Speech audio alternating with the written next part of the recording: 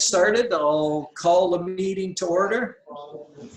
And we'll start with the adoption of the agenda. Can I get a motion for that?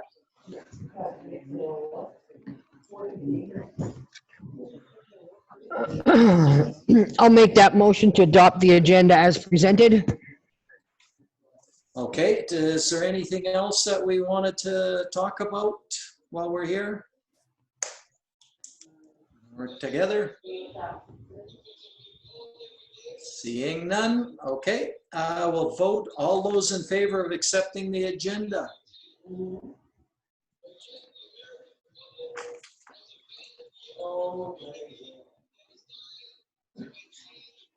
Way to go, Judy, you got it. Lost Michael.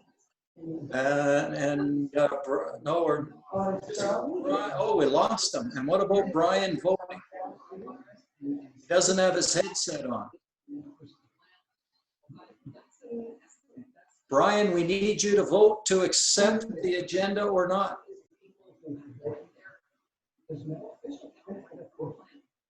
Where's Arlen? Okay. That motion passes. We lost Michael. He was there and left again. I'm sure he'll probably try to get in again. Okay, so I guess for the purpose of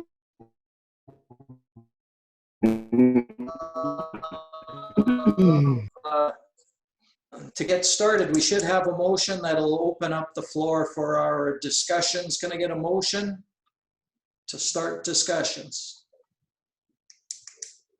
You know what? I'll make the motion that council hold an open discussion on what their expectations are in hiring a new CAO and give direction to the hiring committee. All right, now we can actually start to talk. The formalities are done. But I just wanted to, I guess I'll lay a little bit of premise here. Oh, just a sec. Michael just texted me. Oh, I think you have to pay $5 for that, right? Yeah, no, yeah. It kicked me off and I have to come back using internet audio. Oh, there he is. Not sure what that means. That's what you want is internet audio. Okay, so he's back in. So I think we wanted to, for some of us that were on the last council, we know we went through, we used a headhunter to help us go through the process. And one of the things that I think is important is that as a council, everybody gets on, at least have a common understanding of what we are looking for. When we had this discussion with the headhunter, the last time we hired a CAO, there was, you know, he pointed out to us that we were looking for multiple people all in one. We wanted, oh, there he goes again. You know, we wanted this superhuman person that was, you know, he had a foot in every particular discipline, and basically the headhunter said, you know, that's good to want those things, but you're never going to find it. We wanted somebody that knew public works, that knew finance, that knew economic development, that knew all of those things. And I mean, ideally it would be great to have it, but what are the must-haves that we're going to be looking for in this new CAO? And we have the job description that was sent to us as, or what's been put out on the, now Brian, does this job description, did the applicants have access to it? I don't believe so. Oh, okay. If they ask for it, then we would send it to them. But Okay. I think most of them know, like the ones that have been in, you know, the municipal field, know what's expected of them. So is this, like, one of the things that I'm wondering about is in the job description, it says that they're looking for under education, a bachelor's degree preferably a master's degree in administration is requested. Is that in the job ad? Like is it on the town website yet? Is it still on there? I'm asking two questions at once, but, Yes, it is. Nancy just said it is. oh, it is now on the website? Okay, I haven't checked it in the last, but, so going, I could probably go to it right now, but I'm just wondering if that was in the job ad, was having a degree and or a master's in administration. Do we Right. know? I don't believe so, because I know some of the people that had applied didn't have them qualities that were asked for. But you can Yeah. apply even if you don't have them, right? We can still just, that may still have been what we are asking for. Yeah, This is the most current job description in the sense it matches the new MGA, because this is 2013. Did the new MGA change anything to do with the CAO qualifications in that? actually Judy just brought that up to me, and some of the numbers are changed slightly, but the basic, what's in the new MGA is the sections are still the same. Like section 205, 207, 208, they all cover the same thing in the new MGA. Okay. That is a very good point. Can you have her update the job description to the new MGA? We're gonna forward it to the bylaw review committee.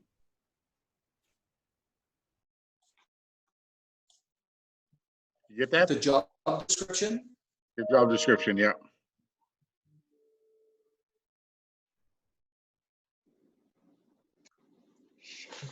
Okay. Where are we going to include the rec department in this? Sorry, Brian, I didn't hear that. Where will we include the rec department management under this?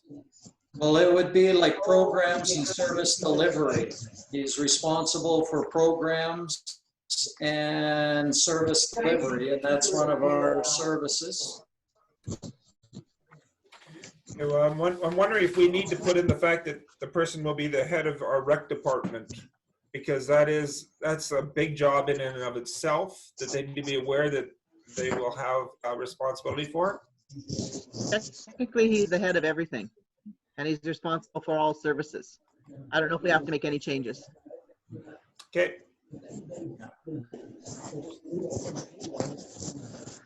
And just going back to what CAO Martinson said, why are you sending this to the bylaw? It's a job description. It's not a bylaw. Yeah, I guess.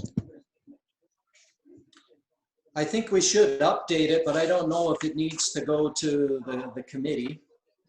And once it is, just while we're on this job description though, and maybe there's some other changes, but do people see anything else in this that they would feel needs to be changed in the job description?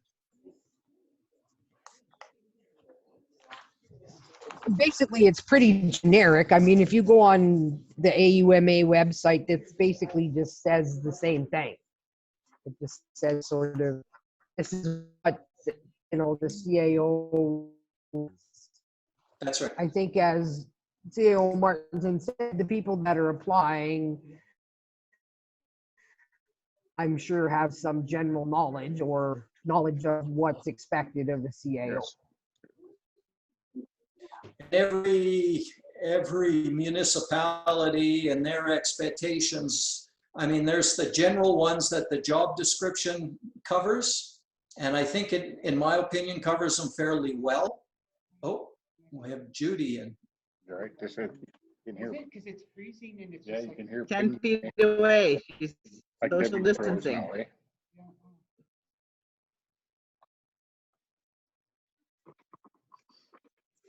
She froze there. I'm froze? No, No, you're moving. Judy was just in here and her picture's up on the screen, so. Oh. We're having a bad connection tonight. Yeah, your connection there seems slow tonight, Brian, because sometimes you're jerky. You're not like I could see Judy was moving in parts, and then so the town's connection today is slow. But I think Debbie's got that bandwidth because she's fine tonight. Finally. I don't know, we're You're by connected. the Looking at the right window. Looking at the right window. So does the town not have SuperNet? No. No, we don't, eh? Saying Okay. Michael wants back in here, just hang on. I don't know. Tell him 3 tries, he's out. Yeah.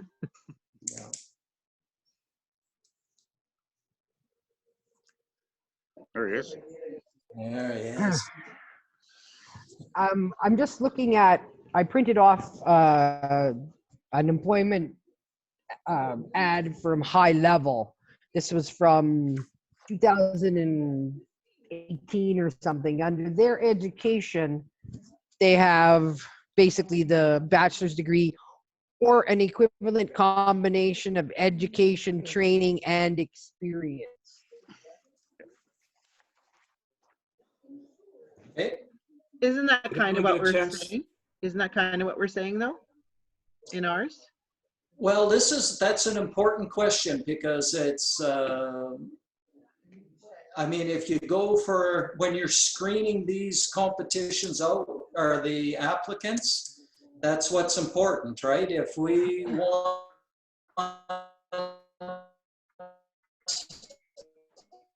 a bachelor's degree and screen some people out, because we've got 17 or 18 people or maybe more now that have applied for this. And ideally, in my opinion, we should be narrowing it down to sort of the top 2 or 3 that we would want to interview, because we can do that in an evening or maybe 2. But we've got to be able to narrow these candidates down to a few people. And that's where the screening becomes important, and that's what we really need to look for. What do we want? Okay, well, I don't know what Slave Lake did for their 50 candidates that they just went through for their new CAO, but what does, since you said or equivalent, what does this council define as equivalent? Because I mean, the 3 of us can think of something we think, but what does this council look as equivalent? Or do we want to take equivalence? Well, I'll read you what High Level has in their experience and requirements. An excellent overall knowledge of municipal government affairs, excellent knowledge of and familiarity with best management and best business practices, several years of prior senior level management experience in municipal and or business environment, in-depth knowledge of development authority responsibilities. Okay, some of those you can't assess from the application. Other ones you could, like how many years experience in a senior management level, if we wanted to do that. We do say in our job ad that you got to have 7 years of experience in local government or 4 years management experience working in a municipal setting, or an average combination of both. So that's where we covered the experience part. Are we, again, we just need to be clear for shortlisting if that's what we want. There's Judy, she's got her finger up. Yeah. Okay, but I have a really bad connection. You guys are freezing. So are you. I'll put my hand up. Judy, we're not able to.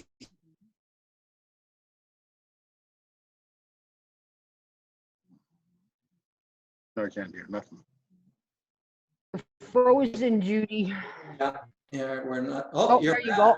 Try it again. Do we have to go with our 7 years experience? What happens to these new people who have come out of school with these degrees? Well, that's what we're worrying about. What's important to us when we're trying to hire this candidate? That's the purpose of tonight's. Do we feel it's important that they have 7 years experience, or would we take somebody with no experience? Can I I read would you? be hesitant to take somebody with no experience in municipal government. I think you froze. Oh, go ahead, Brian. I'll read to council what was in the actual ad. They have a bad connection. It says the candidate must possess a certificate in local government administration or relevant post-secondary education. Preferences will be given to candidates with extensive experience in municipal administration. Equivalent combination of education and experience will be considered. Did everybody hear that? Okay, so that doesn't even match up with what the job. But Brian, my point is what's in the ad doesn't match up with what's in the job description, and ideally those two should match up. But we can screen with what we want to screen to. That's up to us, what we want to screen and look for. Okay, my concern here really is we're going to have hopefully a new treasurer soon. And I don't know how long Vern's going to stay, how many years for Vern, but those are two huge parts of our government. And I think we need to address those if in deciding what kind of people we want to shortlist, because those are two very big and financially important parts of the town. But that's not council that hires them positions. That's the CAO. I know, but we need to know a CAO who's able to then bridge the gap if they fall short. That's the point I'm getting at, not that part. For example, I believe, Brian, you came from a public works background. So if Vern had been away or something happened, you knew exactly what to do. But if we have a person who knows nothing and Vern retires, we're in a bit of a quandary here.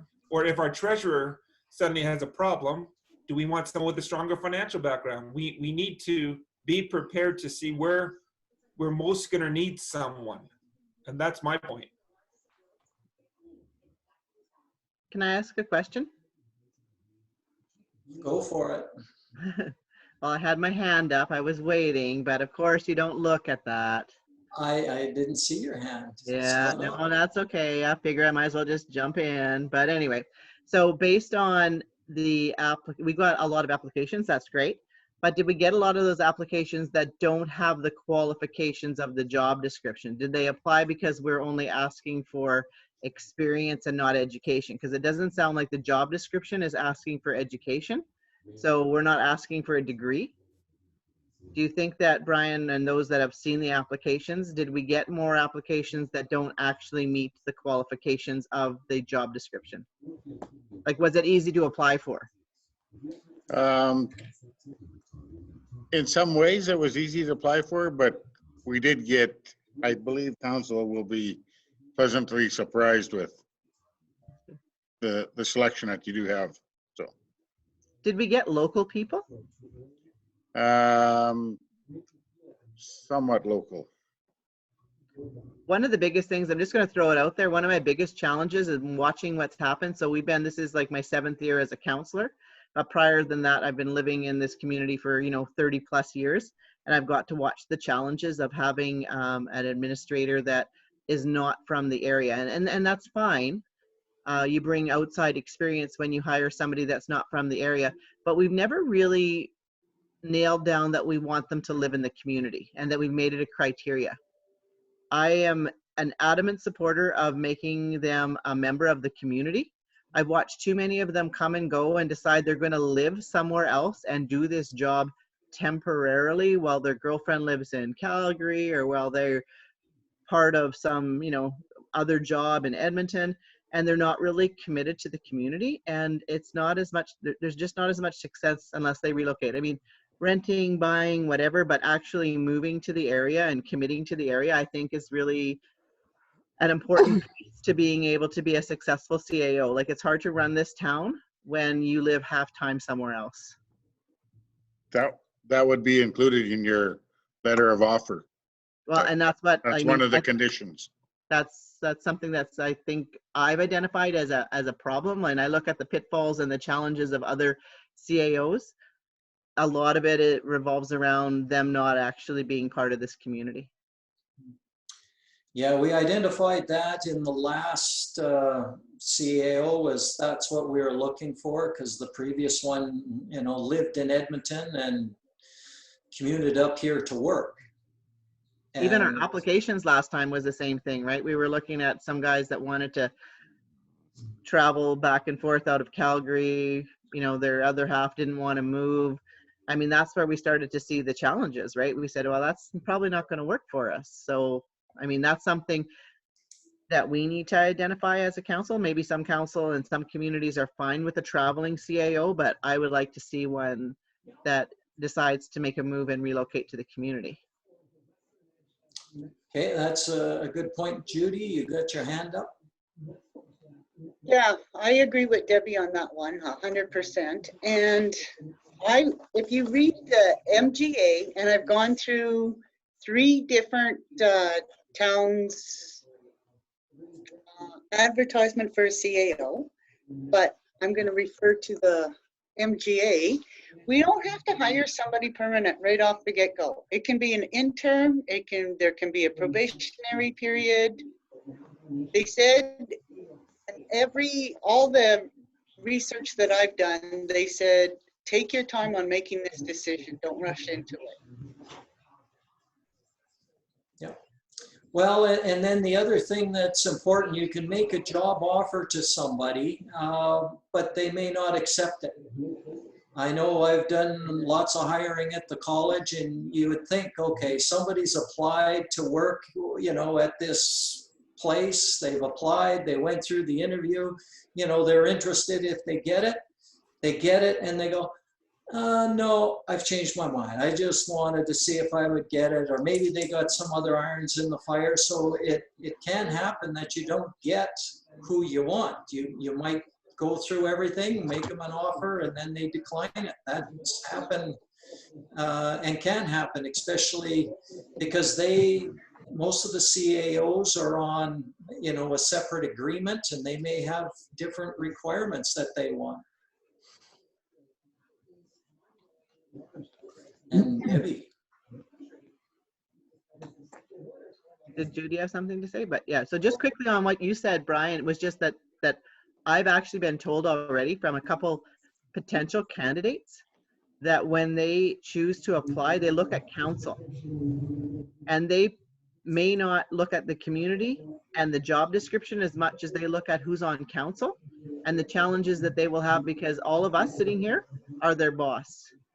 And if we have, you know, we're potentially negative and portrayed, there's lots of negativity in the paper, lots of in-council fighting, that kind of stuff. So something to kind of keep in mind, that they're watching us as much as we're going to pay attention to the resumes. And we may have potentially, you know, like if we show challenges to them as far as interviewing, that's when what Brian just said may come to pass, is they may apply for something and then after an interview walk away saying, I'm not taking that job. There's just, you know, whether it's a feel from council, whether it's some challenges that we bring forward, they may not accept it. Yeah, oh, absolutely right. Yeah, I was, unfortunately, somebody who I thought was a great candidate told me straight up, there's not a chance in heck that he's gonna, that they would apply for the job based on some of the challenges we have with council. And I thought, oh, I never really thought about that before. So anyway, just thought I'd share that insight. Apparently we're in the newspaper too much. Okay, so all good conversation, but let's make sure we come to some agreement on what we want to have when we're screening these applications, because we have to screen these applications. Brian, just to confirm, when does the competition close? I believe on the 15th of July. that's too late.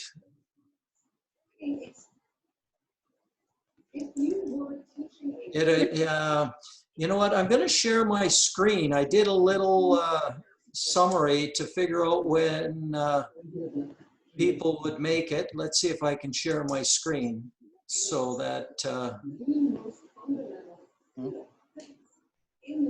No. Let's see. There we go. Are you guys able to see that? Yep. Yeah. So I did a little note just on a spreadsheet here. Oops, sorry. Everything's really slow now with it's on and being shared. I got to get used to the slow movement of it. So if we, like tonight is determining the selection criteria. And I thought we were ending at the end of May, but we have to shortlist the candidates. And that could start right away. It could start, I put it starting tomorrow and then ending so that on the June 9th meeting, council would get a chance to review and make the final decisions on who we wanted to interview. We have, usually it takes 3 or 4 days to set up the interviews and getting a hold of these guys and get it set up.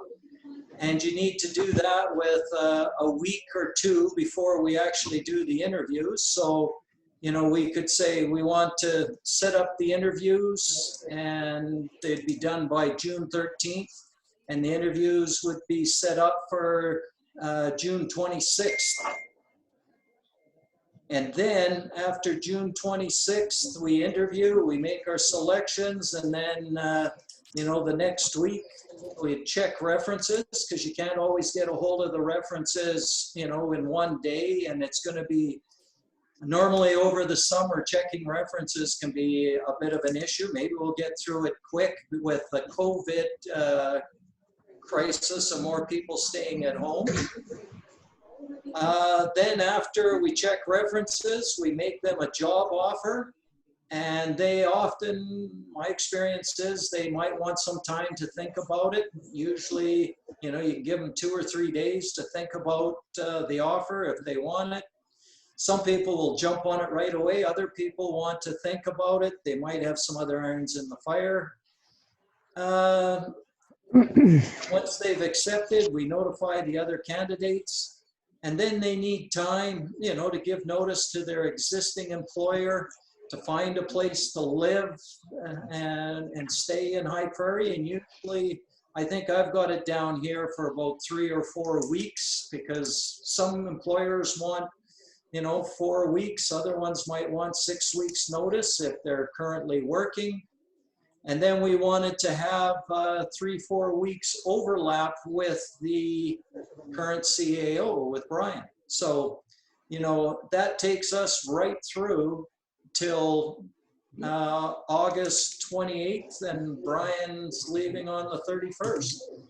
So, you know, we haven't got hordes of time if we want to do this and follow sort of the, you know, the timelines that might be needed in there. I mean, we might get away and somebody isn't working for anybody else and could move his family up the next day and could start.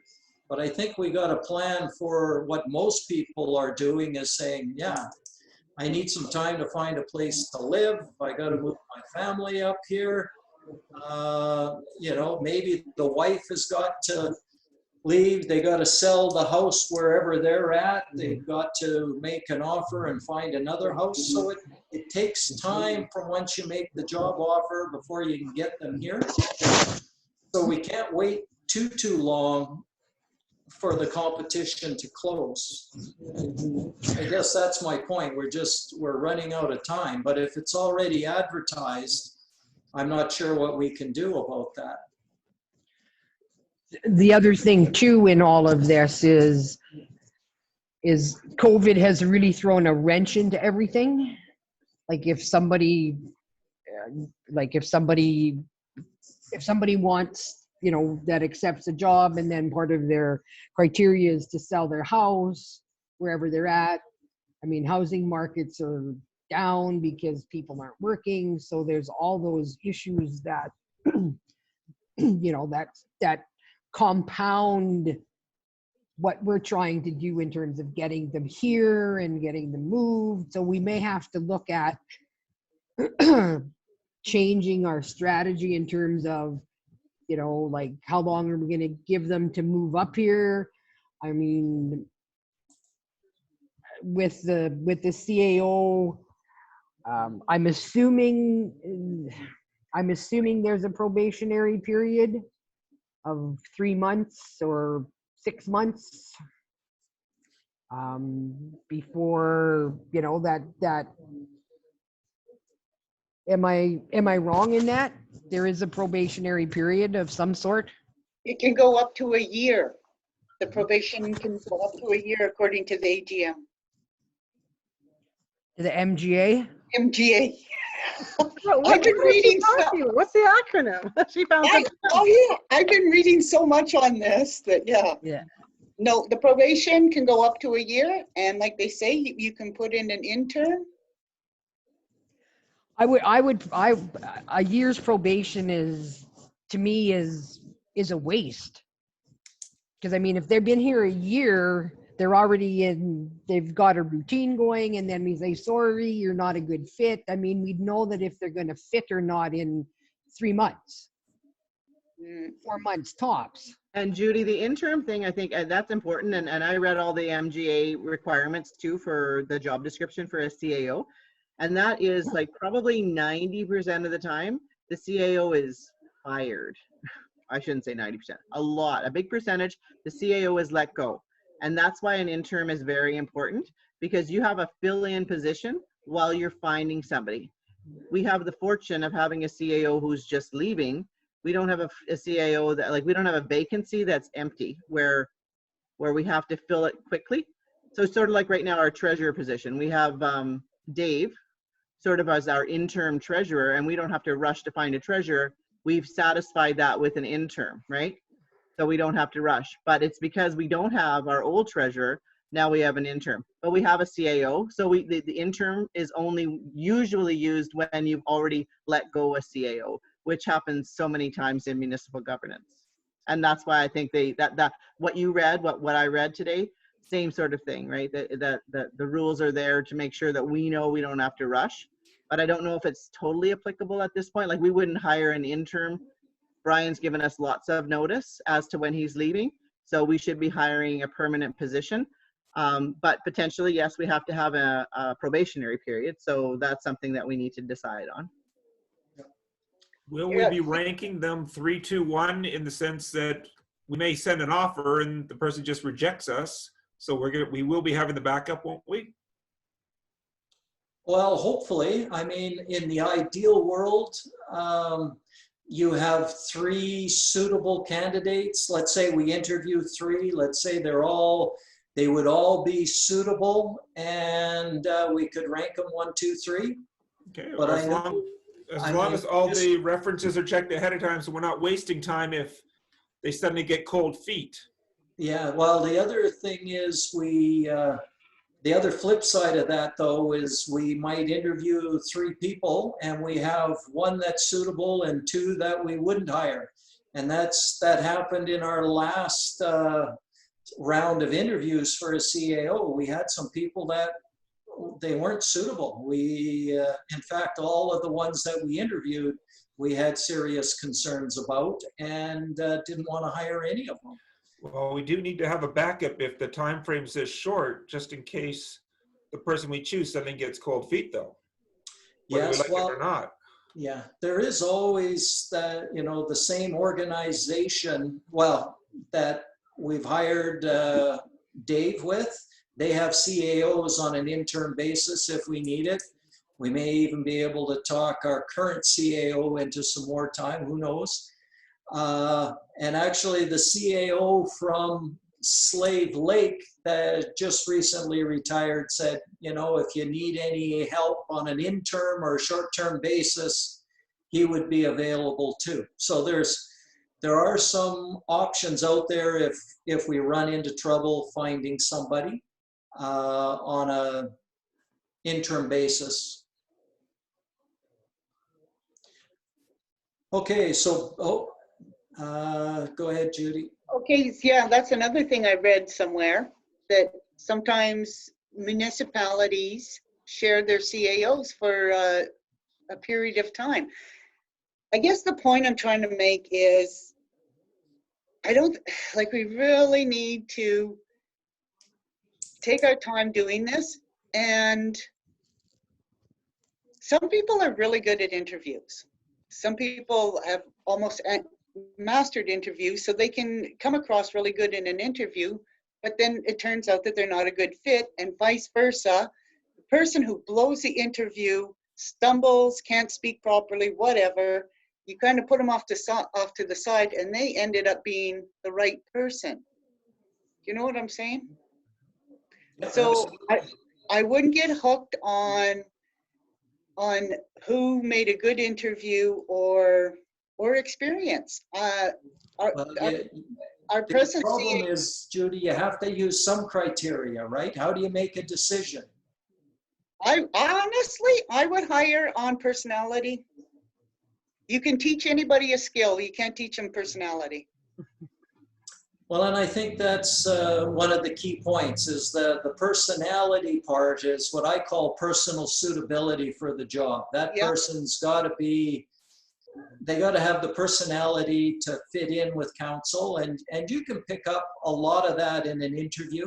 You are right, some people can buffalo you in an interview, but if you ask the right questions, you can tend to get a feel for what their personality is like. And I like the idea of whoever we bring in, spend some time with the staff, and we get some input from the staff on what they thought of these candidates too. Like perhaps they could, go with Vern, let's just say, and go out to, see what the public works people are doing. Maybe a little bit of time with our treasurer and our current CAO. So in an informal sense, not in an interview situation, but get that informal conversations going and get that, what's the feedback when you're talking to the council or to the staff? What do they think of this person? Because this person's got to work with us as council, but they also have to work with the administration or with all of the rest of the faculty. So we got to make sure it works for both.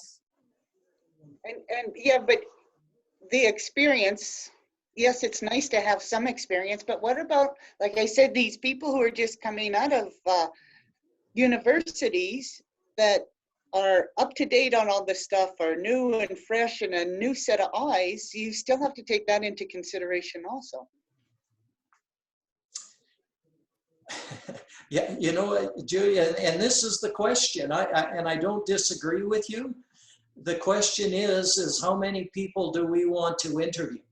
Do we want to interview all 18 and make a choice? Because that takes an awful long time. It's a lot of money and it's a lot of time. But if you can't narrow it down, and you got to have some criteria to go from, we might have 25, 30 applications in the next while. How do we narrow it down to the ones we want to interview? Or maybe I'm going at it wrong. Maybe we want to interview everybody. No. Why couldn't you do a conference call and give everybody like a interview speed dating here? No. And then bring them in. No.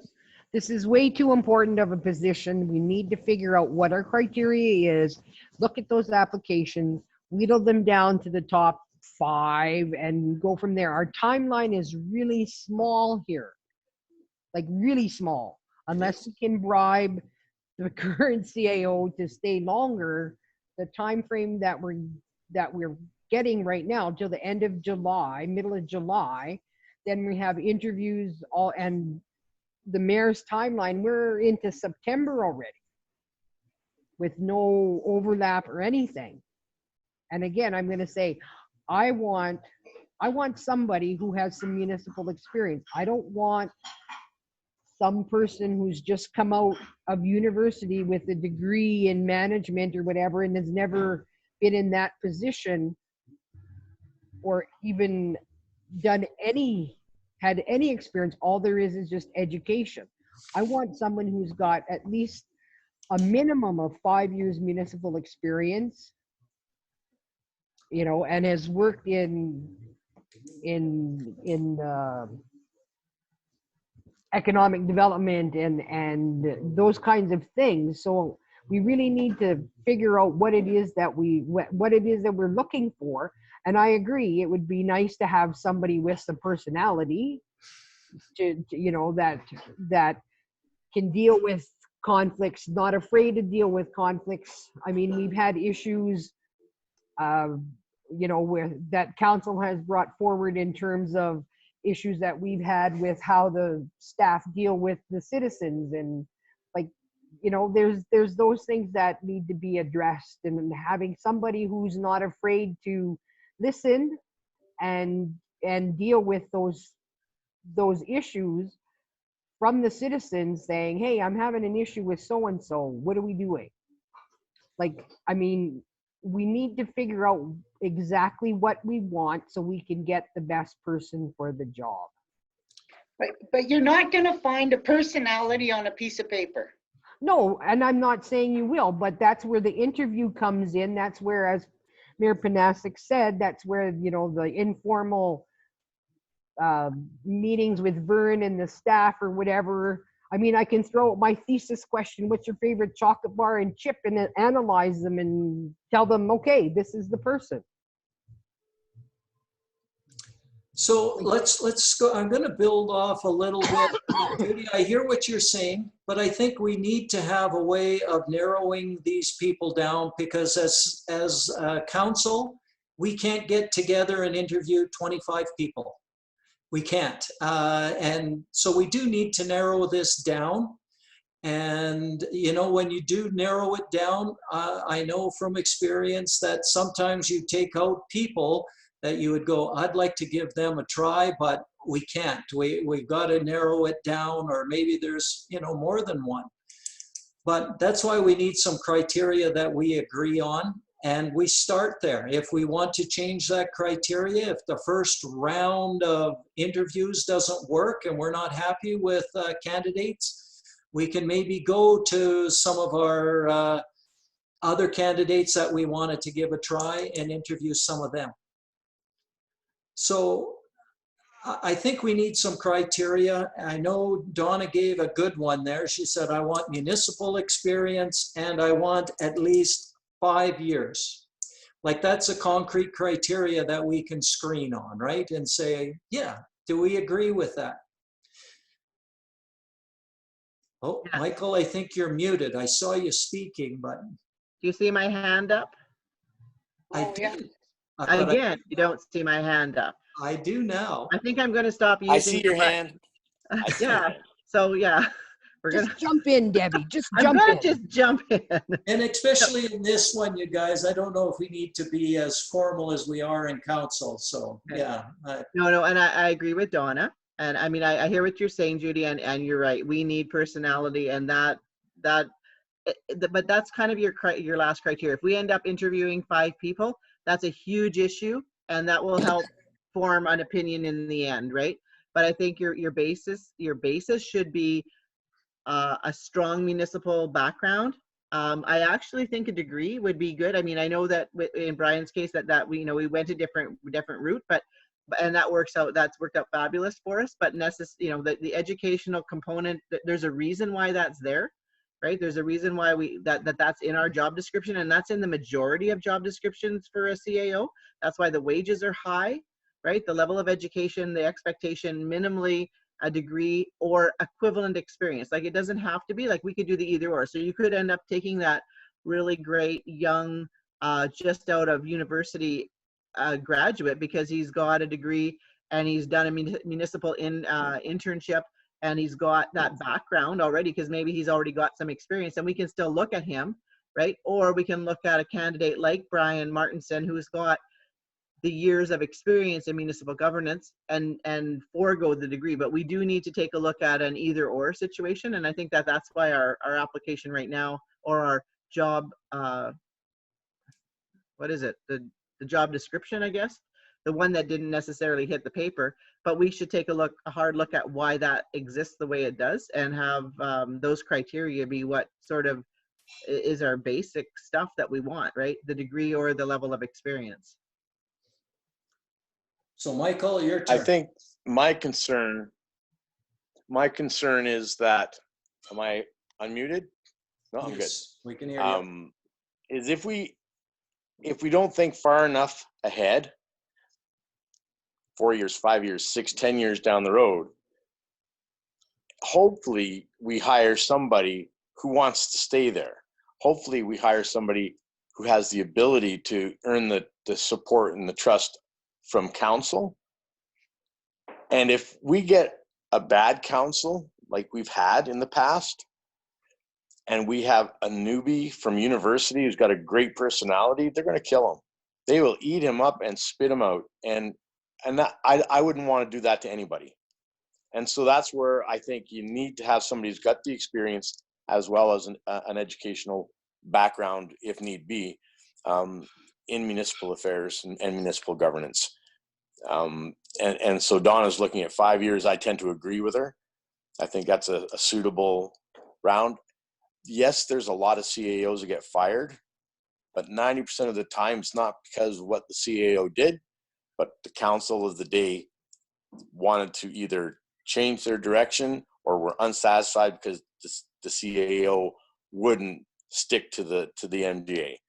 They wouldn't bend it, wouldn't allow them to sneak out and do whatever they wanted to vote in. And so they fire them. And that's unfortunate, but that's what happens. And so I think that if we have somebody who's got the maturity about them, has the education about them, the ability to be civil and polite and friendly and with the staff is awesome. To have a buy-in into the community is, I think, paramount, Debbie. I absolutely don't want to see a Kelly position. I don't want somebody coming in from Edmonton, driving in, and then going back because he's never here, right? That person would never be here. We know that now. So an interim CAO, I don't know if that's the right way to go if we get the best candidates applying for that. I'd like to see somebody that we could hire, somebody who wants to stay here, and somebody who has that experience and education. And they're there. You know, we have some people in this area that are popping their noses in and checking and asking. So hopefully we can encourage that, and hopefully they score high. Michael, I just got to change the topic a little bit, but when you had your iPad to the side a little bit, I saw a Christmas tree. Your Christmas tree still up? No, My basement, my Christmas tree in my basement is up year round. I celebrate it every day. All right. Okay. Do you get presents every day? That's a true Santa Claus speaking. I got a truck. Okay, so let's go back to some of the criteria we had. Oh, sorry, you broke up for a second there.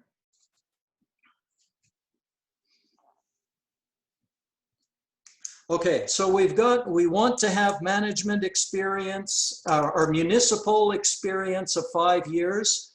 We haven't talked about management experience. We said municipal experience, but could that be working as a economic developer? But what about the ability to supervise and having some of that supervision experience, that management experience? Do we want that? Because they could be two different things. So we got to be clear on what we want and what we're going to screen for. I think both. I want management experience and I want economic development experience, if it's all possible. Yeah. Do you know what? You know what? In my mind, what based on what we have for staff, because we have a very strong public works group, right? I don't know that somebody needs to have super public works experience, right? because we have a lot of that.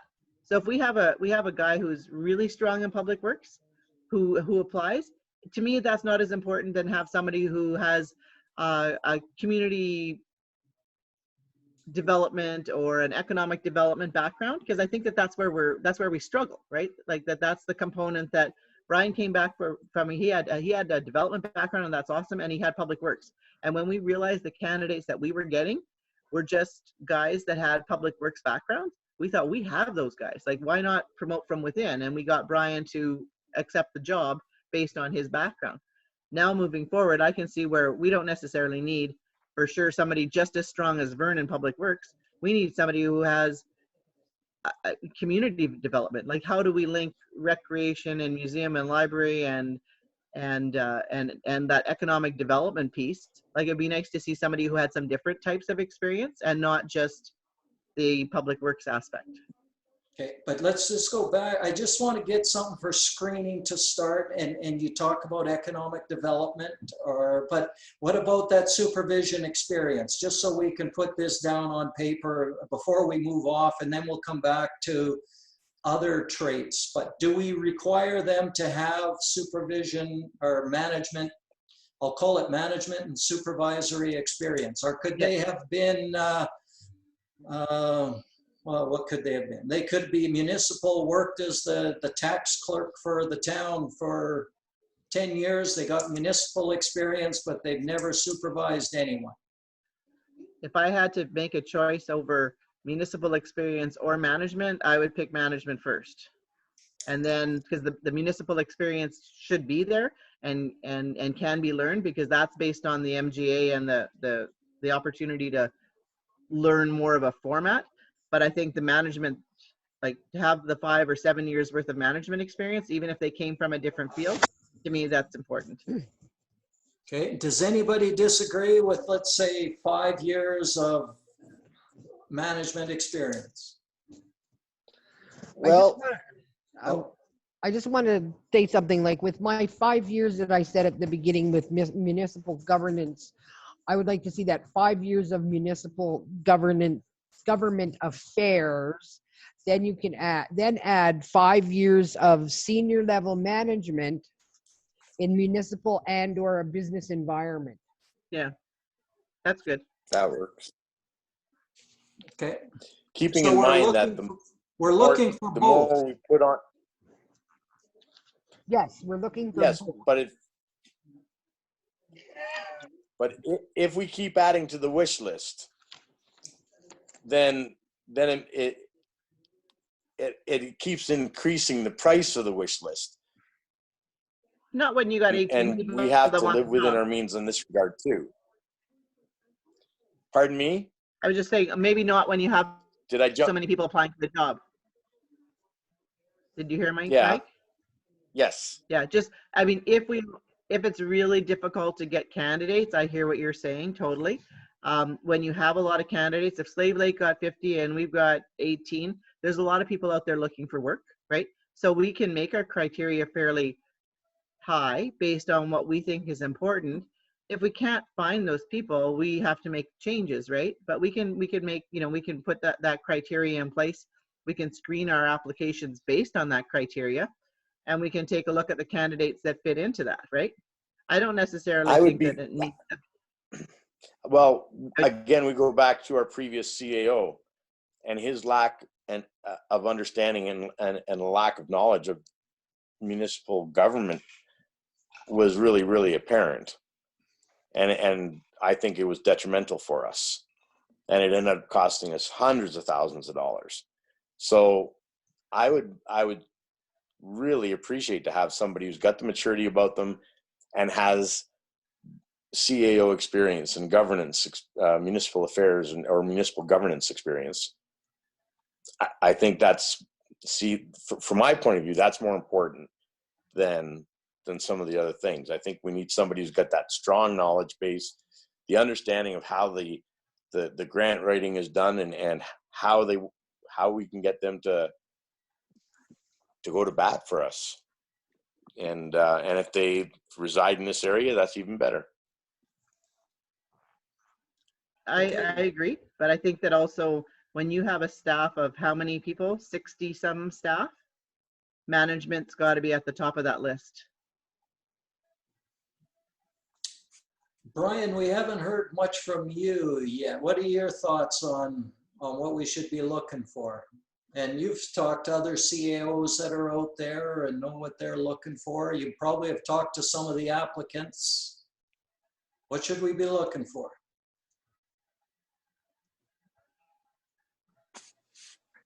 Which Kind of- Brian?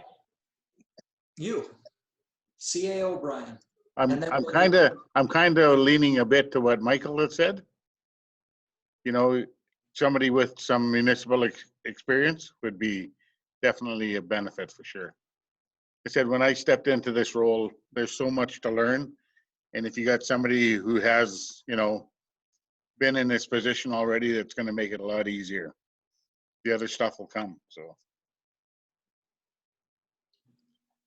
Okay, I did do a little bit of snooping on a couple of them, and there's some favorable people out there. Just, Mr. Gilroy, your thoughts?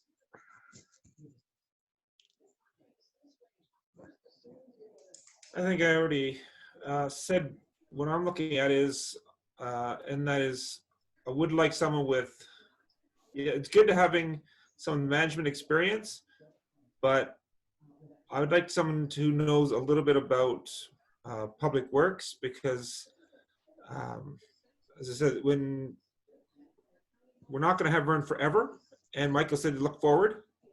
So if the time comes when Vern decides to retire, I'd like to have a CAO that actually knows what he's looking for. And with this new treasurer, whenever he or she gets here, or to be able to know if that person is doing the job that really needs to be done is very important too. We can, as Judy said, a person can make an excellent interview and can, you know, have really good qualifications, but we really do need to have someone who is able to bridge all those areas. And I think it's important that as much as there's municipal experience, we need someone who's able to bridge those three areas, which are going to be very important over the next couple of years for us, as we have been challenged budgetarily, and with all these capital project works. I appreciate our current CAO, who actually, when we have extra questions, he's able to fill in immediately what we need to know. So I'd like to make sure they have some experience in those areas. Okay, so what I've heard so far, and see, I might be jumping the gun, but I've heard that we want somebody that had some, at least 5 years of management experience, but they also need Senior level management experience. We have to have somebody with 5 years of municipal experience that's got some municipal government background. We're requiring those two things. We want somebody that's going to stay and live local. Those are must-haves, is what I've heard. Yes. Anybody disagree with those must-haves? Well, I know Judy doesn't. I should, but I mean, I think we got to start somewhere to be able to narrow it down. Like, I know what Judy's saying, but we got to narrow it down somehow. And so I don't see anybody saying no. And then we're sort of getting into the nice to haves now. Somebody that's got a background in economic development, somebody that's got a background in public works, somebody that's got a background in accounting or being a treasurer kind of thing, that chief financial officer background. Are those must-haves or are those nice-to-haves? I think having somebody with some type of municipal governance affairs and senior management senior level management in a municipality and or business environment. Hopefully they'll have some financial acumen in there too, because it, I mean, I guess it's a public meeting. It's been out publicly, whatever. I'm very concerned when I hear our interim treasurer saying, I can't find the money. Yeah, that's bad.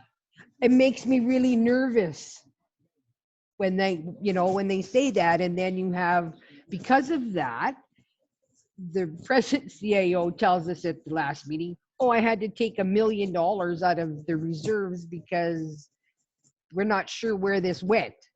So I would like somebody with some financial knowledge, hopefully based on their senior level management in a municipality experience, will have that. So we're not in that. And I don't know where we're going, and I don't know if the present CAO has an update as to if Dave has managed to find that money. Where's the money? Show me the money. Okay, so, and again, I'm looking at, those are the, yeah, It's a want from me. yeah, I would agree with you. I mean, somebody with senior level experience will have some financial backgrounds to them, right? Some of the basics. And my concern though is if we focus too much on a financial background, then we end up getting numbers people. And numbers people generally aren't the best rosy, fuzzy human sciences people. They're numbers. And so that would, I think, go against what Judy wants, somebody with a personality and somebody who's out there. What are you saying? Finance person? I'm not saying that all. Personality? I'm not saying that all accountants have no personalities, not numbers people. But I do know that from what we went through over a few years, it's always been like, really, like. Be careful what you say. Right? Really? And so, yeah, I just want to make sure that we don't focus on any one set of skills, and trying to get that well-rounded, balanced person. That's going to be hard. It's going to be really hard. But I think that the main criterion that we've set so far, Brian, I think is looking, that's workable. At least now we can start eliminating those things. So Michael, Donna's kind of right when she said just to have 5 years of municipal experience at a senior management level. So that means that somebody would have been in public works, they would have been in finance, they would have been in community relations, they would have been in economic development. We don't know, and we're not going to make that a criteria, but 5 years of municipal experience at a senior management level, that should find us somebody that has at least a specialty in one of those areas. And then yes. you just decide at that point, right? And then you take a look at Judy's issue of, do they have a personality? Is it somebody that you can work with, right? And there's a good chance that if they've had 5 years, that they've been able to touch on HR and other issues as well, right? And we could have had, could be somebody even like Brian Martinson here. So 5 years of experience. He's got how many years of experience? But he's got it in public works, and now he's got it in administration, right? So if he's applying somewhere else, he hits how many different boxes, right? Yep. Okay. Judy, you had your finger up. Yes, I do. Because I want to, if you had to expand your criteria, I would want it in finance. Because let's face it, nothing happens if we don't have the money. And the money is the most important thing. So we ain't gonna have no public works, we're not gonna have no rec, we're not gonna have anything unless we've got the money. And yeah, Donna kind of stole the words right out of my mouth. There's been 2 meetings where we're just shocked as to where's the money. That's not good.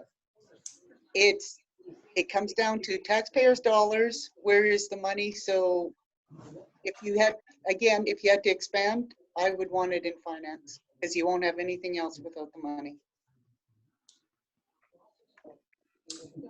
Okay, I want to go to one more, and there is a long list, and I'm going to call them the nice to have items, and it's the finance, it's the economic development, it's the public works. Like I'm hearing those are all nice, and maybe one of those is more important than the other, but I would tend to agree that we're going to get somebody that has a specialty in one area or another, and that might help us narrow it down once we get into that more of that interview stage.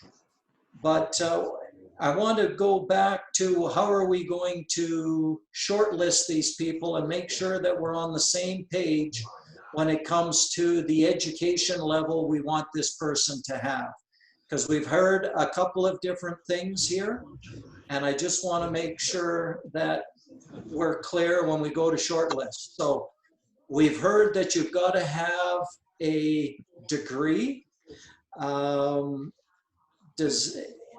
I've also heard that we could have some experience along with that. So it doesn't have to be a degree. It can be education and experience that's equivalent. Now, that gets difficult to define as what's equivalent. So I just want to make sure we're on the same page when we head into that level for screening. So does anybody disagree with asking for the degree? Nobody's disagreeing. Okay. So we got it. We want a minimum of a degree. And again, you know, if we had a master's, that's a bonus, that's a plus, right? A degree, I had asked, a degree in what? Good question. Yeah, I would think I'm applying and I have a master's degree in drama. I meet your criteria. I would think it would You have to go with drama. in management or in business administration or public administration. Right. Seriously, if it's good enough for the Prime Minister of our country, it's good enough for our CAO. Exactly. There you go. Just going back to CAO Martinson, what you had mentioned municipal governance certification or something. I can't remember exactly what you said. That was a local government certificate. Okay, thank you. That's through the U of A. Okay. Brian, what's the time, like, is that a 1-year program, like a certificate program, or is that just an online course, or what is the what's the criteria there? I took a bunch of them online, but I didn't finish it. Okay. But it'd be definitely more than, it's probably 2 or 3 year course. But It's, in the end, you just get a certificate. It's not like a diploma, Yes. because it goes certificate, diploma, degree, when you're Yeah. getting the accreditations, right? I think. Yeah. okay, it's originally, Jordan went through that. He's got, and there's 2 levels of it. There's a level 1 and there's a level 2 of the local government administration. I'm going to say, if you've done both of them, it's probably about a year or to 2 years sort of training equivalency. So it might be getting close to a diploma level if you've done both of them. Mhm. earlier on, I Just done mentioned level that 1, it's there. I mean, even, yeah, so that's about where it's at. It's all done. It's not done on a full-time basis. Usually it's done, you get so long to do one course and then you move on to the next one. You don't usually go to school to take it. It's sort of a continuing education kind of program that people would take if they're in local government. So, Mayor, earlier in the can I ask if conversation, I did ask for a definition from this council on what they would accept as education and experience, and you had put that off. So I'm asking again from this council, if they don't have the degree, but they have education plus experience, what is acceptable for this council? So Brian Gilroy, can I ask, and this might help with the answer to that, because probably out of all of us, our mayor works in a field where he's involved in hiring and looking at resumes and being part of committees that make those decisions. Based on your experience, Brian, of looking at resumes in sort of leadership management sort of roles, what's your expectation? Do you feel that a certificate is fine? Do you feel like we should be looking for a degree? Like, do you think that the expectation that we presented so far about a 5 years worth of municipal governance and the equivalent being a minimally a degree is adequate, or do you think that we're asking for too much? Well, coming from the education field, there is education is important. However, you can get fabulous CAOs that don't have a degree, right? So you could be cutting out some great people by asking for more. And that's what I've said. I've done this, and there's people I know that could do a job well, but I also know that, I was looking for instructors to teach in our business administration program. I had a person that did not have any post-secondary experience, but would have been great at it. But because of the criteria that we set out, it eliminated that person. We ended up with somebody that was good also, but that's why I want to be clear. And if we leave it too broad, then we end up trying to interview too many people. We have to have some criteria to narrow it down. And that's my worry. If we don't have any criteria, we're going to be coming back to too long of a So list. based on what Brian Gilroy just asked, can you give us your opinion on what do you think the educational criteria should be? I think we're fine if we say you have to have a degree and you have to have municipal experience at the senior management level. Okay, suppose they're finishing off the degree. They're in the middle of getting their degree, but they have met all the rest of the criteria. That would be experience and education, though they wouldn't have the degree. I'm just putting it out there. Yeah, That a person can be working toward that final degree, but maybe they work their way up and they've been assistant, we'll say the assistant CAO for a number of years. So they got the municipal, they've got the management, and they're working on their degree or their, is that equivalent work experience plus education?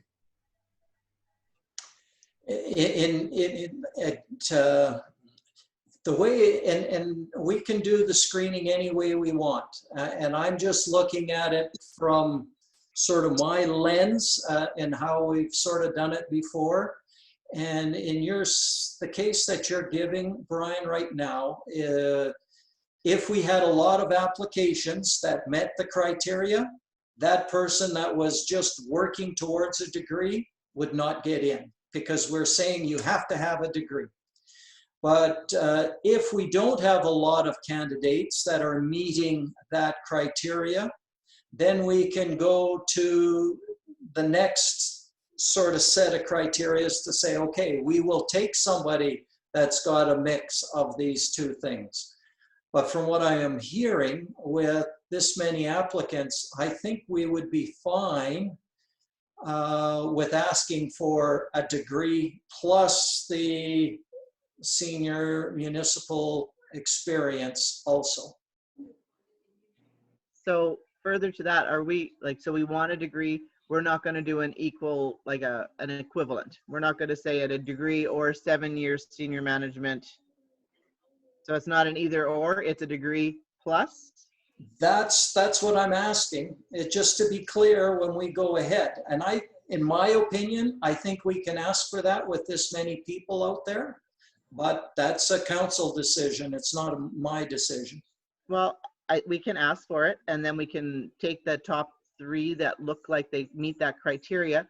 We can interview those 3, and if none of them fit, we can go back to taking a look at changing the criteria slightly, because at that point we'll also know one, those people didn't fit, and two, there are a few other applications that have a lot of municipal experience but don't have the degree, and maybe we want to take a look at it differently, right? We can take this as a two-stage process as well, right? But I mean, the standard could certainly be, let's ask for what we think we need and what we think would be best, and then if that doesn't happen, we can adjust it.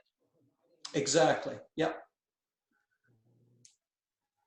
So we start off high, you know, set the criteria high, and then you know, I don't know what I haven't seen, I had one of the applicants emailed me his along and sent it to HR, so I did see one applicant. I haven't seen anything else. So I don't know what we've got in the pool, but, you know, with that many, I'm thinking that we should have some good applicants, and the challenge is going to be finding the criteria to narrow it down to a reasonable number. And we'll know more once we look at all of the applications and shortlist them and bring them back.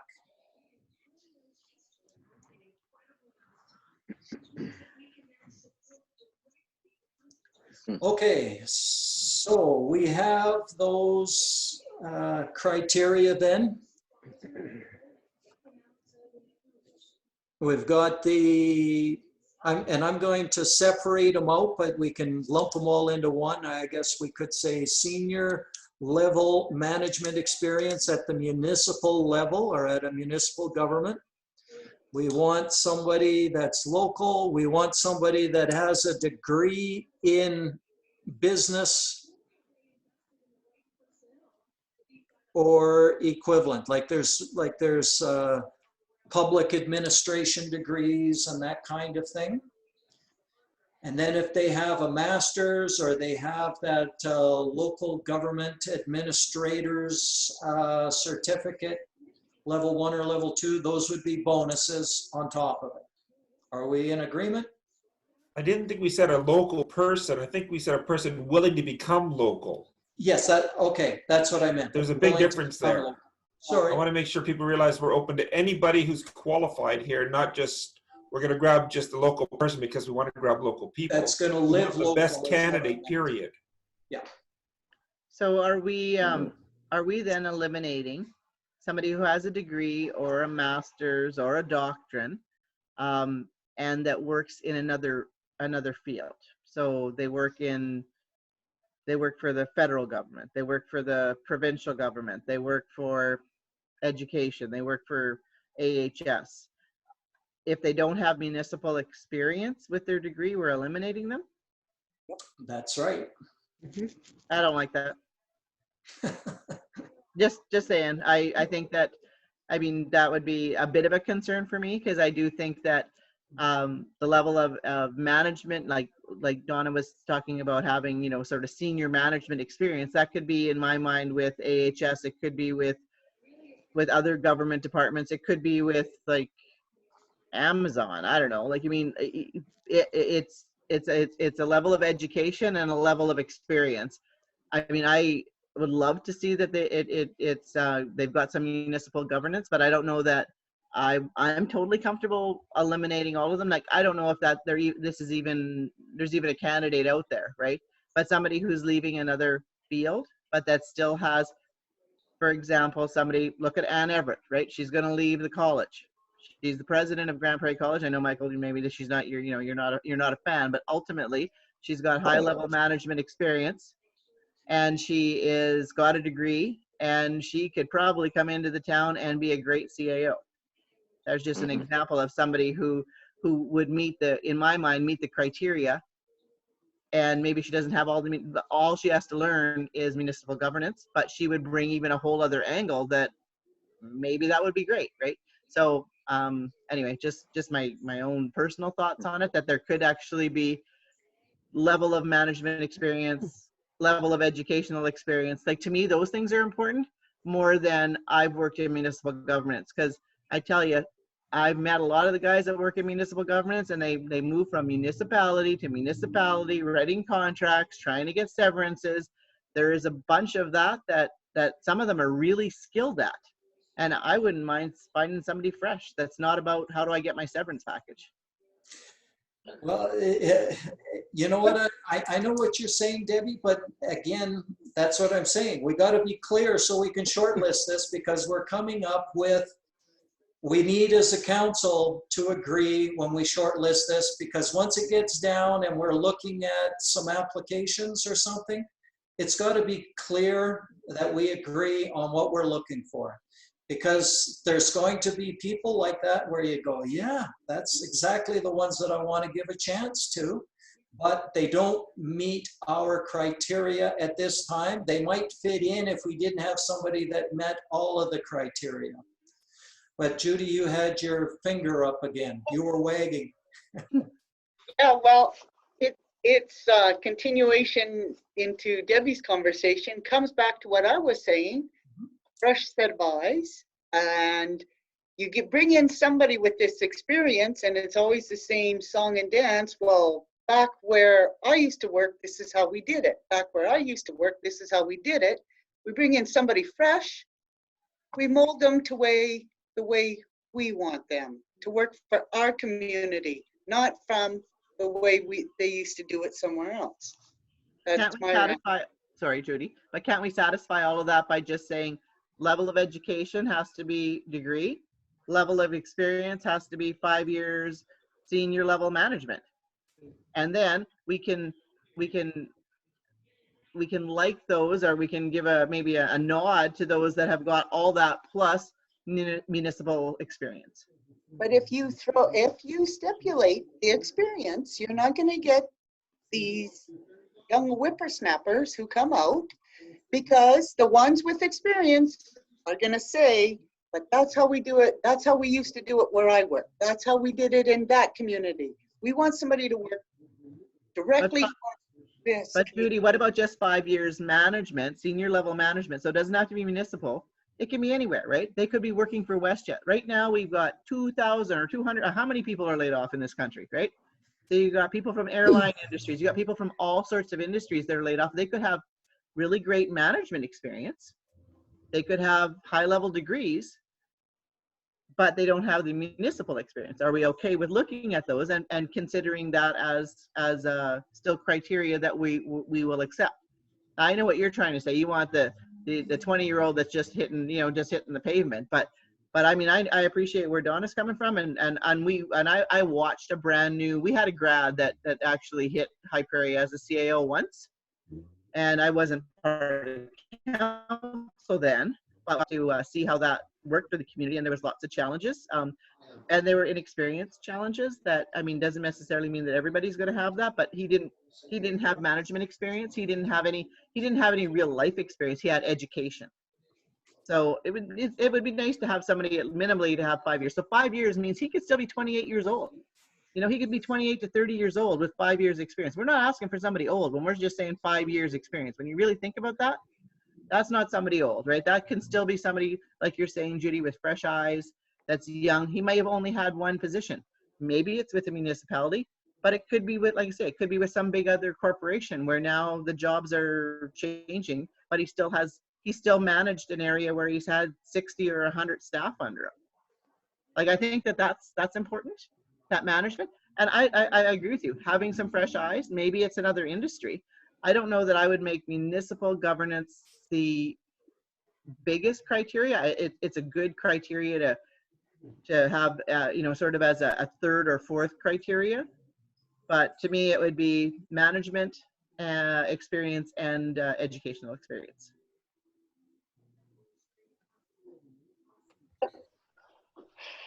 Okay, again, you can see how we got to really try to get together, because we're having conflicting things here and we haven't even started looking at what's important. So this is great conversation to sort of get our heads around it and where we're at and what we want to look for, because I know coming up with these shortlisting, there's going to be people say, well, no, I want to interview that one. He's really, and there's going to be those. So we got to be,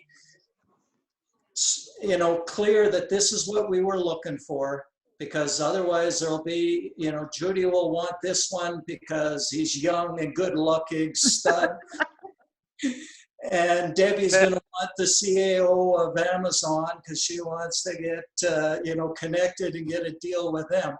So, I mean, That's it's. how rumors start in High Prairie, by the way. Yeah.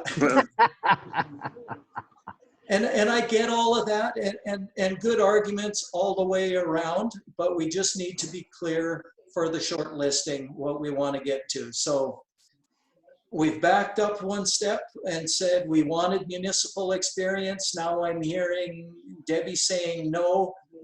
You know, what's the vote here, guys?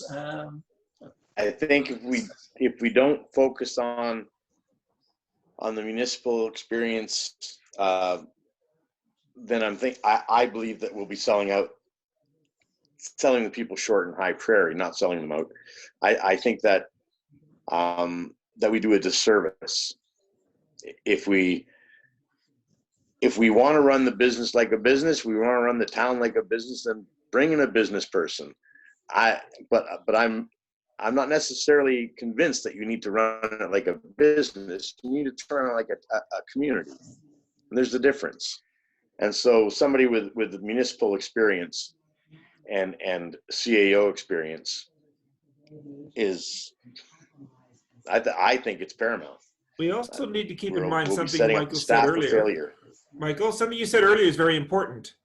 This council, as it stands today, is in place for roughly 15 months after the CAO is hired. 15 months, because it's election next year. We do not know what kind of council we will have. So we do need municipal experience, because you could have all rookies for all we know. And then rookies leading the rookies is like the blind leading the blind. You need someone who knows conflict of interest. You need someone who knows that this has to be done this way and this has to be done this way. You need someone with some experience there, and they may be Jeff Bezos or someone like, you know, someone like that, or even Bill Gates if he wanted to take a pay cut. But you know what? There's a difference, and our town needs consistent leadership. So there's a greater confidence. But at the same time, the reason I brought the experience is Mr. Martinson has shown that you don't necessarily have to have the degree if you've got the experience that really will help steer this town the right way. So those are the two things to keep in there. Municipal experience is key here. Just want to back up one. You noticed Deb left. Did you get that for the minutes? I don't know what happened with her. Yeah. And Brian, just so I'm clear, like I understand what you were saying, but when you were saying, you know, they got to understand conflicts of interests and that kind of stuff, that could be just management experience. It doesn't necessarily mean that they understand municipal governance. So are you in favor? I'm saying that's part of municipal governance, that they need to understand how we as a council have to act in our council and how we need to vote properly and how different things work within the municipal and the MGA, so that we do not risk the government coming in and saying, you know what, you guys don't know what you're doing. And I really wouldn't want to put a whole rookie crew in with someone who has very little experience in senior municipal management. Okay, I want to make sure that when we leave this council, if we do, we leave it in hands that are prepared to help develop the next group of councillors. Okay, I understand what you're saying now. That wasn't clear before to me anyways. And I know Donna's been chomping at the bit to weigh in here on this one. Well, I think we have our three main criteria, because I don't want to be here till 10 o'clock at night going through this. We have our three main criteria. We want experience in municipal governance affairs. We want 5 years experience in a senior management position, either in municipal government and or business, and we want a degree, if that's where we were going. We had our 3 points. What was you're muted?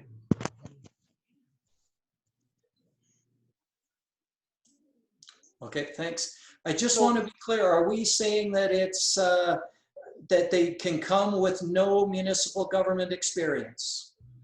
I've got a couple of people that are saying they want that. Debbie was saying, yes, they could come to us with no municipal government experience, but they have senior management experience. I just want to make sure we're clear on what we're going to look for. So I've had other people saying, yeah, do you want the municipal government experience? Definitely. Yes.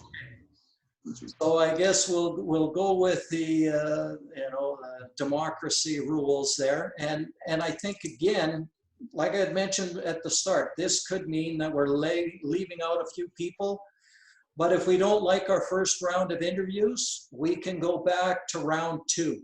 So we don't have to. Just because we screen somebody out the first time around doesn't mean that we don't take them the next time.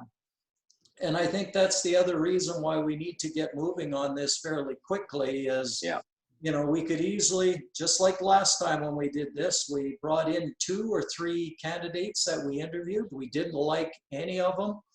And that's where we looked again at what was left in the, in the resume pool and stuff. So we need to, we might have to go to round 2 to find the candidate that you want. And it's been mentioned that we don't want to rush this. We want to get it right.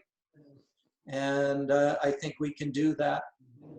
And this discussion tonight's gone a long ways to making sure we're sort of on the same page when we go to shortlist those candidates.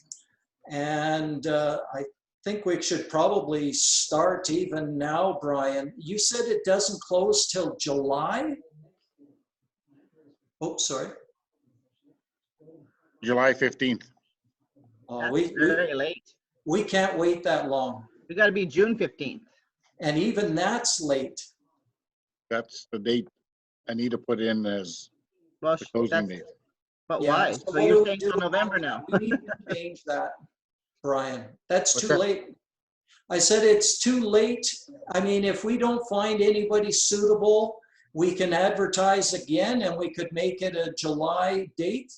But July is too late for this. I mean, I think we should be wrapping it up by the end of May if she can change that because we've got a lot of applications. Change it to the end of May, and then that'll give us time to shortlist it, to get it out. And then if we need another round, maybe July 15th could be the second round if we have to open it up again. But we need to get moving to get all of those timelines in place. We need to get moving now. And even those that applied now, they may not wait. So we could be hanging on to that resume that we got now. If we waited till July 15th, they're not even available. They've applied for another job and they're gone. Yeah.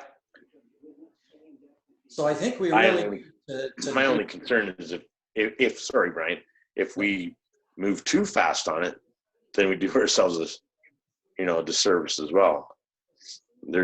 But I understand, like, there's so many jobs being applied for out there, so many applicants applying for the jobs out there. But if we rush it, then are we excluding a whole pile of people that might have otherwise saw the ad and applied? Or do we need to worry about that if we have 18 candidates? Yeah. How many of the 18 are we going to lose if we wait another 2 months? Brian, do you know how long this has been The other running? thing, yeah. You would put it out. It's been a good month that it's been advertised, if I'm not mistaken, right? I think it was April 15th is when we put it out. So it's been out for 5 weeks, and it'll be a month and a half by the end of May. I mean, that's long enough for anybody that wants to find it and apply, in my opinion. But I throw it to council what you guys want to see. If we want to wait, we can, but I'd rather see it closed off and get moving on it. A month and a half is pretty long. More than enough, I would think, eh? Oh, absolutely. Most competitions aren't out that long I'd say unless the you end of, can't fill them. I'd say the end of May, because if we go to July, then we're getting into, no offense, but the MD of Lesser Slave Lake is also going to be putting out theirs soon, because they're looking for someone in the fall. And I'd hate to see people, suddenly choose which one they want. Let's get the ones we have, and if any that were at Slave Lake that were good, that want to come in and join us as well, that's fine. Give them next week, and let's get on with our time frame, because your time frame was tight. So the end of May. Okay, so any objections to changing it to the end of May? No. Nobody's saying objection. Okay, Brian, can you make that change? Yep. Okay. Thanks, buddy. All right, is there anything else that we need to go over tonight on this? I guess the other part that we need to start thinking about then is questions or how we want to interview this person, ideas for that to make sure, because Judy's right, people can ace an interview and not be a good candidate. So how do we make sure we're getting a good interview? Because we're probably going to have to pay these guys to travel down here and do the interview. That's fairly common. That's a choice So- we can make though, right? That's a What's choice. that? That's a choice we can make. Yeah. Yeah, You can interview online. Yeah, I don't Yep. necessarily think that we have to pay for everything, Brian. So I think we need to think about that. Mhm. I mean, it's a I It's do a- prefer a face-to-face interview. Yeah. You get a better feel for the person, but Absolutely. this way is also acceptable, so. Is it possible to have 2 interviews for them? For example, have some of the staff join like this and talk to them as in a casual type of hour or so, and then have us talk to one as well? If we That can't, because of COVID, everyone meet together? no. That would be in the second round. If they make the first interview, then they do that in the second round. But yeah, I wouldn't pay them, not in this market nowadays. The It was Zoom. concern I have there is that, and I love 90% of the people that work at the town, and I think are awesome people. But I would not want to think that our decision to hire our employee is that we're giving them the false impression that maybe they have some control over this. And we hire somebody that they didn't want, and they said, well, why didn't you listen to us? So it's not their role, and our role is the CAO. And so I think we should not change that or delineate from that. So what are you saying, Mike? I'm kind of confused. Is that about payment for them coming for the interview? No. I'm saying that when we're talking about having an interview for the staff to interview the potential CAO, I don't think is a wise thing to do. Because if they go through that process and they take real ownership of the interview and say, this is the person we want, and we turn around and hire somebody they didn't even want, they'll feel bitter and they'll feel like, well, what's the point of that exercise? So what about if and we, it's not their role. It is not their role, and it's not our role to tell them what to do. So I don't think we should delineate from those roles. We have certain roles as for a reason, and the MGA puts that there. And so the CAO is our employee. That's it. so what about if we did the interview, but we still allowed the interviewees, the top candidates, to do a tour with the CAO and the mayor and meet the staff, and we took some of the staff Absolutely. feedback, right? That's all. We just take the Absolutely. feedback, and I think that's what we were talking about, was just getting some feedback after we say, here's our top 3 candidates, tour them around, meet the staff. And if every one of the staff comes back and says, oh my God, don't hire that guy, he's a this, then we would get some feedback, right? That was done in the past, though, and look what okay. happened, right? I didn't And realize that so- was done in the past. Yeah, Okay. and so And just on the money for the interview thing, I wanted to just share with you guys that I've been part of some of the doctor tours in town. And the last 2 doctor tours, the doctor that ended up here in the area, the doctor that lives beside you, Brian, Nobody paid for his interview. They didn't pay for his flight from South Africa. The other guy that was interviewed at the same time came in from Toronto, paid for his own flight. They paid for their entire time in High Prairie for their interviews. And I mean, they weren't thrilled about that because AHS has made some some changes, but it's all deemed an investment in your own career. So if AHS can do it for doctors, we should really look hard at thinking that if somebody's going to make $100,000 plus a year career job, maybe they can drive from Bonnyville or Slave Lake or wherever to have an interview. And even if it involves an overnight in a hotel, it's a very small investment that we're asking. I don't know that it should be on the taxpayers of High Prairie to pay for that anymore. I think we should change the way we look at that. Debbie, the AHS changed that for the simple reason that they said, and I heard this from firsthand from the individual who changed the policy. They said too many people were coming up and not necessarily being serious about getting the job. So what they said is you pay for your own and then we reimburse the winner when he gets the job. We could do the same thing. We can reimburse the winner if that's what we choose to, but I don't know that it should be on the taxpayer. I mean, that's a little bit of old school thinking. Like, I think maybe now the way the future is going with it, the number of unemployed people trying to get jobs, we can just have them invest a little bit in their future themselves, right? It's not that much for gas money to come for an interview. So Gas is cheap. I'm just going to play the devil's advocate because I've had this come to me before too, and we got to be clear.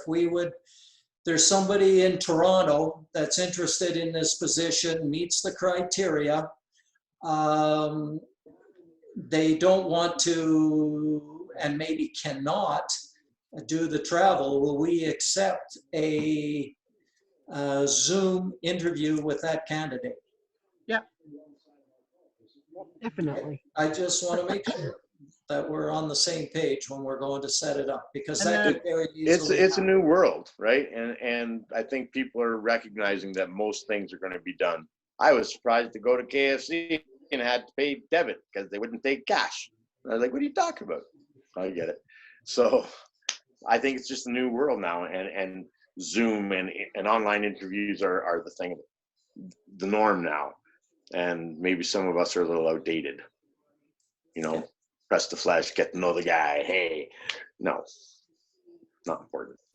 We saw that when we were in Calgary and we had those interviews and they were kind of lame. Yeah. Because we demanded a municipal experience. That's what we're lame. Out of the park. Way to go, Debbie. Okay. Are we, we're going back over the same things again. Is there anything new that we need to discuss before we wrap this up? Okay, yes. So are we going to email somebody our questions or what? How's this gonna work? Or we're just gonna? Well, what I was thinking is that the if you want, email the questions to me. I'll work with our, I was going to see if Anita's got some questions. We could pull some questions, put them together and bring something to council for everybody to say yay or nay to, right? And then we could tweak those questions a little bit and then go from there. So yeah, if you have a question that you love in an interview, send it in. If it's the run of the mill, tell me why you want this job, we'll probably put something like that in already. So, but something unique, send it to myself, Donna, and Brian, and because the three of us will have to put those questions together to bring to council, and then we'll go from there.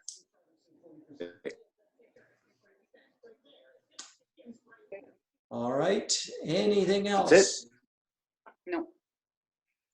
So what's your criteria? I lost my power about the time that Michael was saying we can't run the town like a business, or we can run it. I wasn't sure what he was saying, but I got. Can't run it like a business. Got to run like okay. We left to say number one screening was they had to have municipal experience. So municipal experience is more important than education. No, there's the, okay, so if we look back, number one is having the education, have to have a degree. And that degree can be in anything? No, the degree is in business or public administration or an equivalency thereof that we'd have to look at.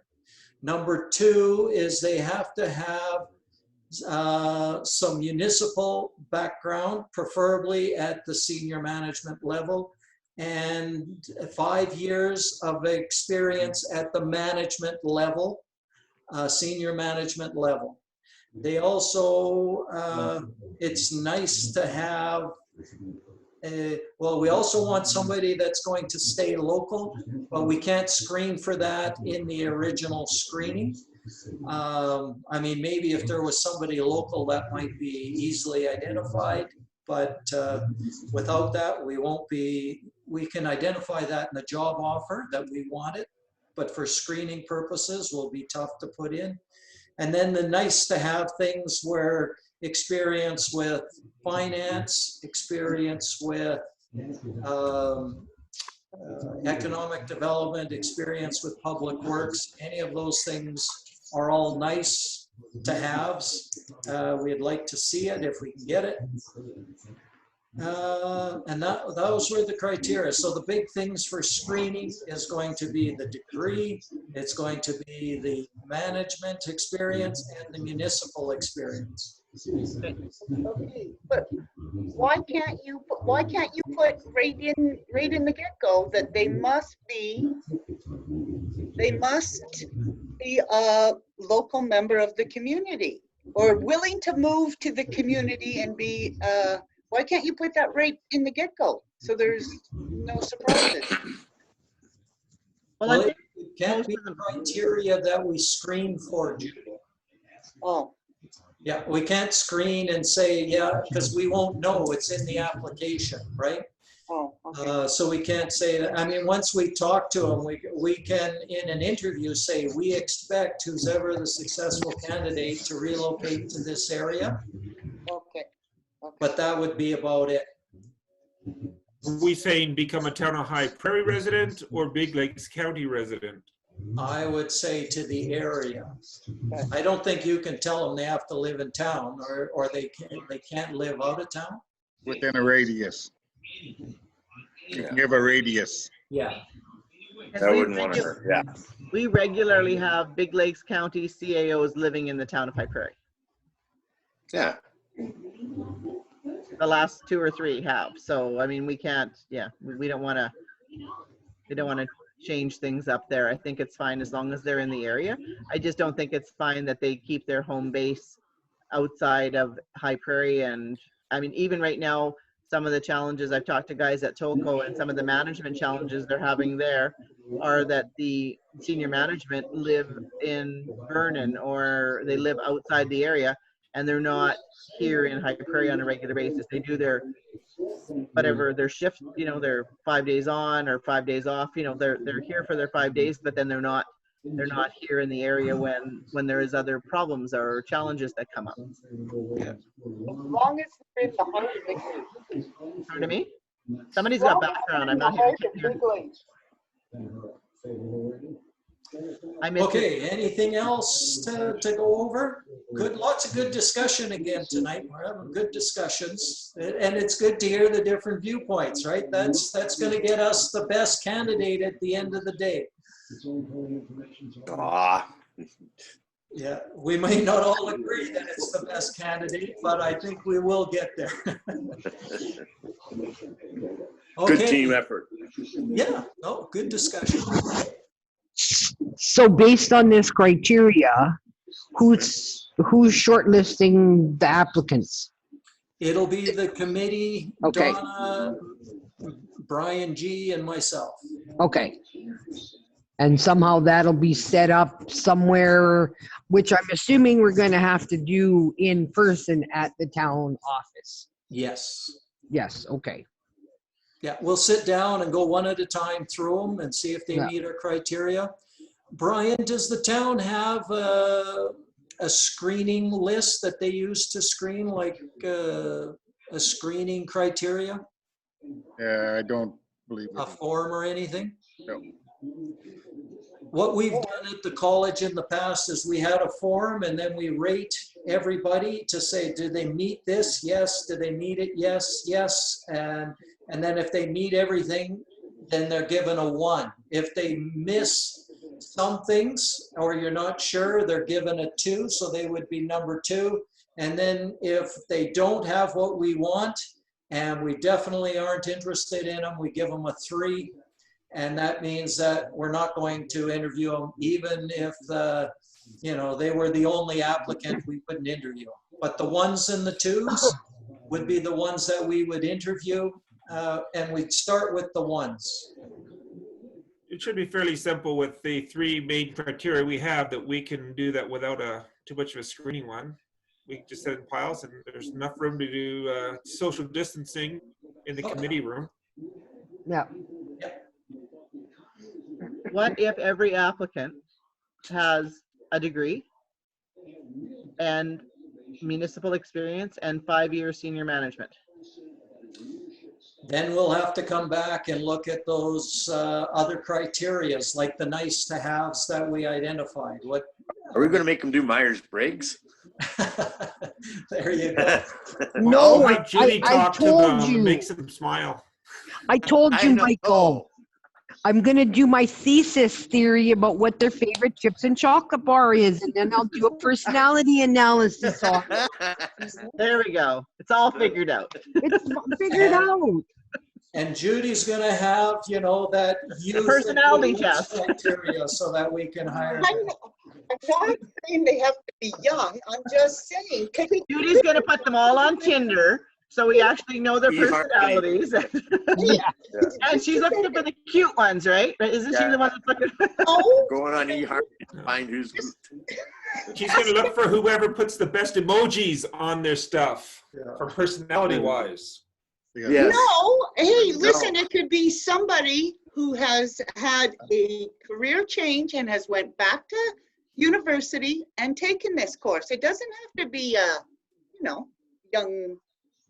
Young cute whippersnapper that you're looking for? That's right.